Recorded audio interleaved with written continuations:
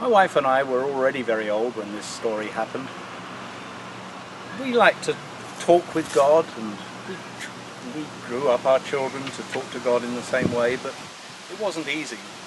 All the people around us, they didn't even think about God. They fought and they killed each other. They stole things, they told lies. They were mean to each other. This all made God very unhappy. God became so unhappy that God finally decided to start the world all over again with new people. So God said to us, build a boat, a special kind of a boat called an ark. And God told us how to build this ark. It must be very big, so big it can hold 2 of every kind of animal and bird in the world. The people who didn't listen to God thought we were very silly. There isn't any water anywhere near, they said, just dry land. That's stupid, building a boat where there isn't any water. But we knew it looked pretty strange, but God had told us to build this boat, so we were going to build it. It took a long time to finish the ark. We and all our children worked at it together, and when it was finally done, God told us to find 2 of every kind of animal and bird, 2 dogs, 2 cats, 2 horses, 2 tigers, 2 snakes, 2 wallabies, 2 bugs, even 2 skunks. 2 of everything. It was very noisy and smelly when we had all those animals crowded into the big boat. Get in, God said. So we got into the boat with all those animals and birds, but the ark didn't go anywhere. It just sat there on dry land. Wait, said God gently. Just wait. The people who lived nearby came and laughed at how silly it all looked. Here was this huge boat full of all those animals with us, our family, shut up tight inside. But there was no water. Everything was dry all around. Do we have to sit in this awful ark forever? Asked one of our children. Try to be patient, I said. But even I was finding it hard. All of a sudden it started to rain. It was almost as if God had just opened up the sky, it rained so hard. It kept raining and raining. The people left outside the ark, and all the animals that couldn't come into the ark, they all drowned and died. The ark floated up on the water and drifted around. It drifted and drifted and drifted. Our families and all the animals and birds in the ark got so tired of just staying where we were in the boat.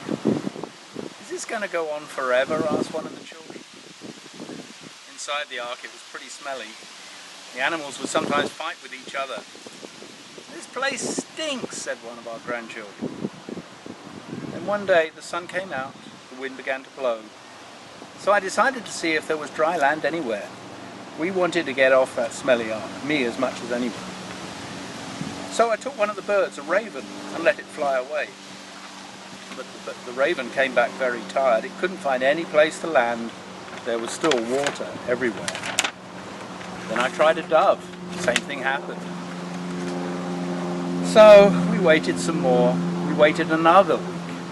We were getting so tired of waiting. So I tried the dove again. It flew off, seemed to stay away a long time, but when it came back, it had some olive leaves in its beak. Look, the dove found some leaves. That means there's some land somewhere. Everyone cheered. All the children danced around as happy as anything.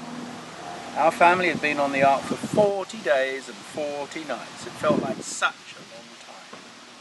Now we knew it wouldn't be long before we'd be able to get off the ark and start a new life. The first thing we do, I said, when we get off the ark, is to say thank you to God. And soon the ark did come to some dry ground, and everybody got off as quickly as we could. Our family picked up some rocks to make an altar. Then we put some wood on the altar and set it on fire. We put some good food on the fire and hoped the smell of the good food would go up to God. We were sure that God would know that we were saying thank you. We let the animals out of the boat. The animals ran around and jumped and smelled the grass and trees. It looked as if they were saying thank you to God in their own way. Everyone was happy. God was happy too. Everyone was so glad when the rain stopped and the flood was over. The children rolled around on the new grass. It was such fun. Well, I sighed, that was quite an adventure, but I'm glad it's over. But it wasn't over. The best part of the adventure was still to come. I am going to make a covenant with you, said God. This covenant will be with you and your children, and your children's children, and your children's children's children, forever. My covenant is not just with you, it's with all these animals and birds that you had in the ark. In fact, it's with every living thing. My covenant is with the whole world. Our family, well, we looked puzzled. We didn't really know what a covenant was, so God told us. This covenant means that I promise not to send any more floods to cover the whole world. Even though people forget my love, I won't destroy everything the way I did this time. That's my part of the covenant, but here is your part. I'm giving everything to you, the people of the world. The birds that fly in the air, the animals that walk on the ground, the fish in the sea, the grass and the flowers and the trees. Everything.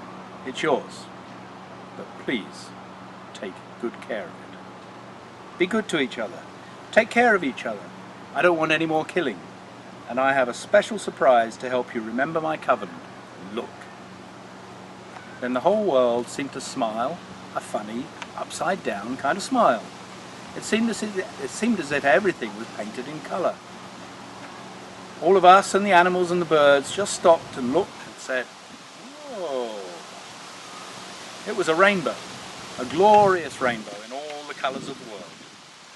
This rainbow is a sign of my covenant, said God. Years and years from now, when people see my rainbow, they will remember my covenant with all the people of the world and with every living thing. As long as there is a world, summer and winter, seed time and harvest, when it's cold and when it's hot, day and night, whenever the sun shines through the rain, they will remember my promise. I will be their God, always, forever.